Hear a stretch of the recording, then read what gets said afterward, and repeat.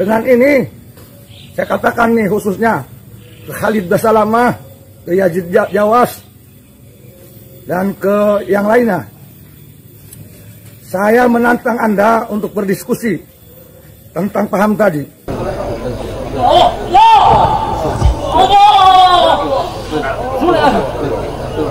Nah, ini adalah orang yang nantang-nantang itu tadi yang kita simak videonya, yang menggunakan pakaian banser itu.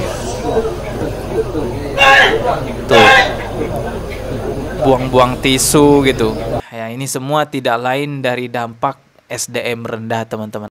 Assalamualaikum warahmatullahi wabarakatuh. Ini ada sebuah video seorang kakek-kakek nantangin semua ustadz salafi. Ya, kelihatannya kakek-kakek ini atau bapak-bapak ini memakai baju banser ya. Tapi saya gak tahu dia beneran anggota banser atau bukan, ataukah hanya sekedar bajunya saja yang banser, teman-teman. Ya, seperti apa tantangannya, seperti apa dia nantang-nantang ustadz salafi, coba kita simak dulu videonya. Assalamualaikum warahmatullahi wabarakatuh. Shallu ala nabi, Allahumma sholli wa sallim wa barik ala sayyidina Muhammad. Saya Yusuf Al-Mubarak, pimpinan Ponpes PKN Al-Mubarak. Oh, Yusuf Al-Mubarak, pimpinan pondok pesantren ternyata. Kampung Pasir Angin, Desa Cenaka, Kecamatan Cenaka, Kabupaten Serang. Serang. Saya pendukung pengamal Maulid Nabi, pengamal La ilaha illallah, dan pengamal hari 1, 7, 40 hal. Dan saya pengamal sholawat dan berjanji. Dengan ini, saya katakan nih khususnya ke Khalid Basalamah, ke Yazid Jawas, dan ke yang lainnya. Saya menantang Anda untuk berdiskusi tentang paham tadi. Ketahuilah oleh Anda, Yazid Jawas, Khalid Basalamah, ya, saya salah satunya penyebar maulidan, berjanji, holan, hari wafat 1, 7, 40, 100, dan sebagainya. Dan saya ahli jarah, saya pendukung jarah. Maka oleh karena itu, Anda kalau memang ulama, datang ke pondok saya, Anda bawa kitab yang banyak, kita diskusi tentang dalil, tentang bid'ah, Kalau Anda menuduh bid'ah, saya pelakunya, dan saya penyebar bid'ah di Banten khususnya. Kita ngadu, diskusi tentang akal, tentang logika juga ya, ngaji dalil akli dan dalil nakli, ya.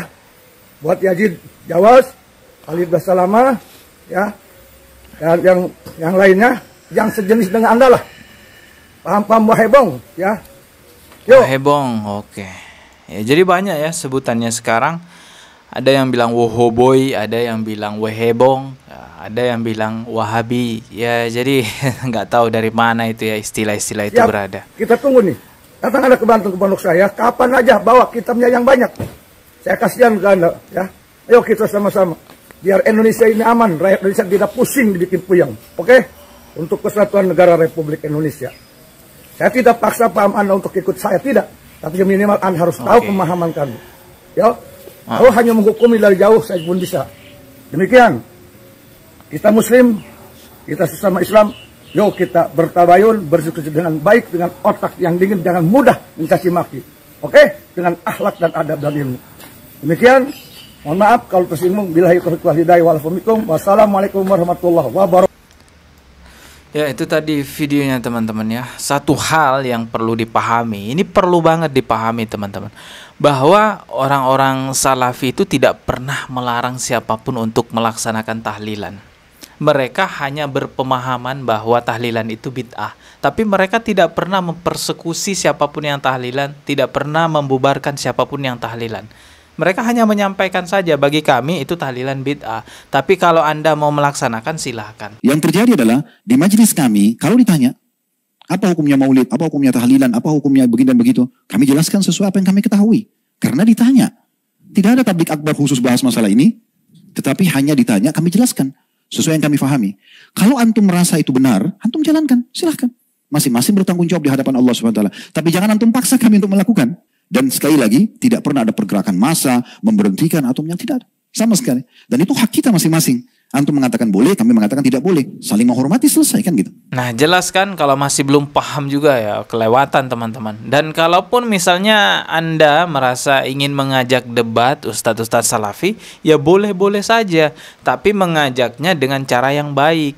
Jangan pakai cara yang kere, yang tidak sopan sama sekali. Maksudnya tuh begini, kalau Anda memang ngajak diskusi ustadz-ustadz salafi, ya kirimkan surat resmi ajakan diskusi. Kalau itu memang mewakili organisasi, berarti suratnya mengatasnamakan organisasi.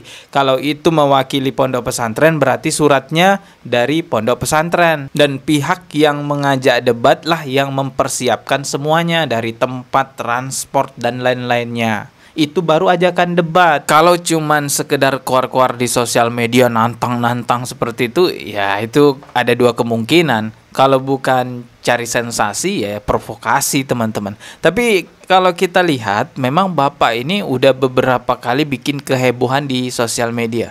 Beberapa kali terlihat jejak digital Bapak ini bikin sensasi di sosial media. Contohnya di video yang pengajiannya itu, terlihat Bapak ini tidak pakai baju, bahkan bertingkah layaknya seperti orang yang mohon maaf tidak waras gitu ya. Coba kita lihat nih videonya.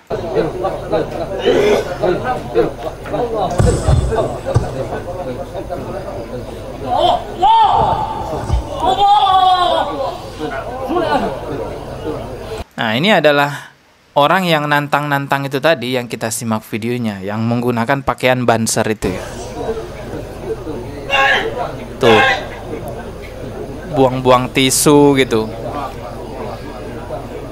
Maksudnya apa kan? Ini sempat viral 1 tahun yang lalu. Ini panjang teman-teman videonya, dan sepanjang videonya ini berjalan, ya beginilah kelakuannya, aneh-aneh. Model begini ngajak debat, ya rusaklah nanti ya perdebatannya. Buang-buang tisu, nauzubillah, mubazir. Tuh.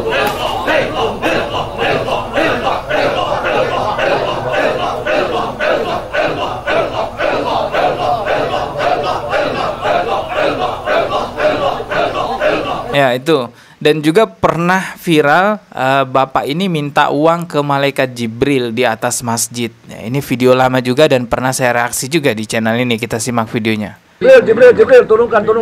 Karena Mahmud keluar. Jibril, turunkan uang. Amin. Untuk bangun masjid. Amin. Untuk bangun masjid. Amin. Untuk bangun masjid. Jadikan. Allahu Akbar. Allah. Amin. Allah. Duit. Amin. Duit, turun. Jadikan masjid. Allahu Akbar. Ajarkan. Ini sempat viral teman-temannya, bahkan ditulis beberapa media, diberitakan oleh beberapa media. Orang-orang pun juga banyak yang bingung, kok yang beginian banyak pengikutnya juga gitu ya. Ya ini semua tidak lain dari dampak SDM rendah teman-teman. Makanya belajar, bersekolah, menuntut ilmu itu penting sekali. Agar apa? Agar kita tidak mudah mengikuti suatu perkara yang sebenarnya itu adalah kebodohan. Kita ketemu lagi di video berikutnya. Subscribe dan juga loncengnya ditekan sebagai notifikasi. Wassalamualaikum warahmatullahi wabarakatuh.